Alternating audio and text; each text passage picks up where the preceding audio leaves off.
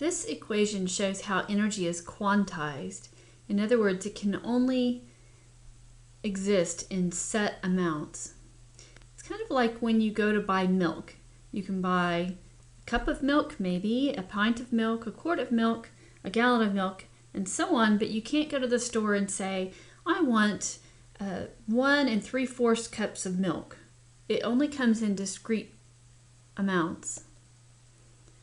So later we'll see that the energy here, originally Planck said that this is an allowable energy, but later we'll call that the energy of a photon. He did not use that word, so that came from Einstein. Okay. H is Planck's constant, and the nu is for frequency of energy. So he was the first one to say that energy was quantized and not available in any quantity. He studied how objects glow. You know, if you heat some metal, it'll start to glow. And he found that only certain vibrational frequencies were possible and nothing in between. And that's how he came up with this idea.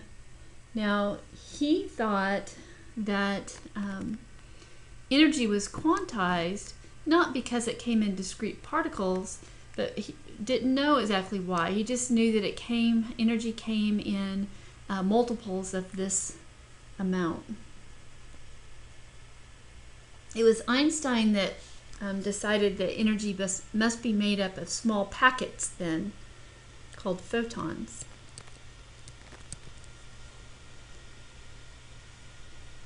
And he used this to describe the photoelectric effect. The photoelectric effect is when you shine a light on a metal, it will eject an electron. We'll show it a little bit later. We'll see the details of that. So this equation tells us that electromagnetic radiation with higher frequencies, so higher frequencies, have higher energies per photon.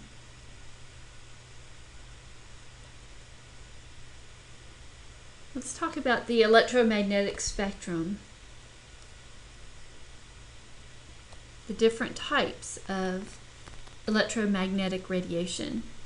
Gamma rays, these are very dangerous waves that are emitted from radioactive substances. This is what does a whole lot of damage to people. Very damaging, can cause cancer and kill people. X-rays, you know, those are damaging as well, not as much as gamma rays. If you have too many X-rays, it can put you at risk for cancer. UV radiation, not as dangerous as X-rays, but this does affect the skin. This is the type of radiation that causes sunburn. I'm putting these so far in terms of how much danger they are to you, because that tells you something about the energy. The more energy per photon, the more damage it can do to humans. Okay, and then we're into visible light, which is not dangerous. And we get into things that are not dangerous. Infrared light is light that is emitted by any warm object. And we cannot see infrared light, but there are infrared goggles, and they're the night vision goggles, because a warm body emits infrared radiation. So this is a way to track people in the dark, to see people in the dark. Microwaves. Microwaves happen to be at a frequency that causes water molecules to vibrate, and that warms up whatever you're heating. And then radar, like weather radar and so forth, and then radio waves. So you need to know this order.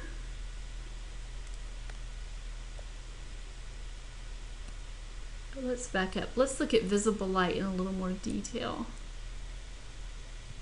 Maybe you learned Roy G. Biv. Well, that is in order, opposite order from the lowest energy is red.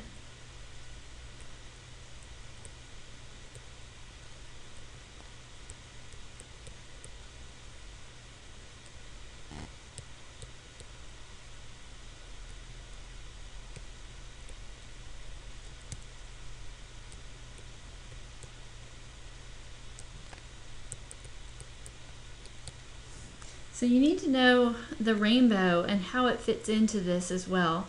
Know that violet is the highest energy down to red, which is the lowest energy. And the way you can remember that is you know that UV light, you need protection from that. You need sunscreen from that. So it has the highest energy of all the visible lights would be violet. So ultraviolet is just beyond violet. And then if you remember that infrared rays are something that you release, your body emits just by being warm.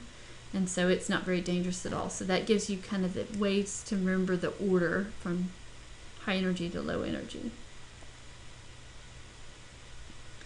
Here's the whole spectrum, and every chemistry textbook has a chart like this of some sort. This can come in handy when you do the hydrogen line spectrum in the lab. But here it shows you where the visible light falls in, and here it's expanded out so you can see that visible light goes from, this is the wavelengths of light, from about 380 to 750. In lab, you will need to look at colors and read off numbers. So this will come in handy.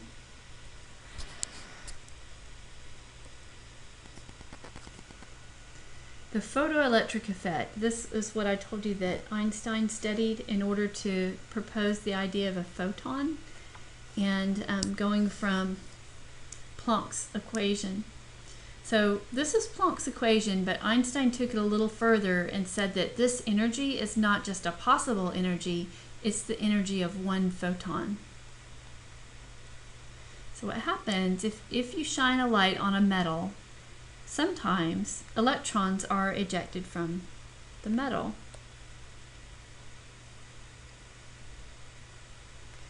In order for this to occur, one photon, if we have little packets of light, one of those packets hits an atom, and it has to have enough energy to knock an electron out of an atom. Okay, and so let me draw this.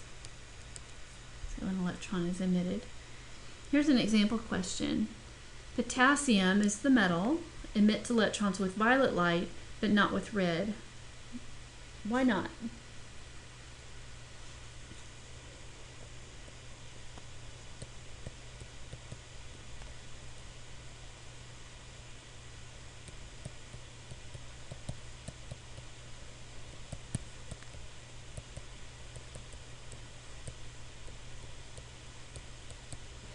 Each photon of violet light must contain more energy. So the photons are tiny packets of energy. If one has enough to knock an electron out, then you get the photoelectric effect. You don't have a situation where several come together and make that occur. So that's where we got the idea of photons.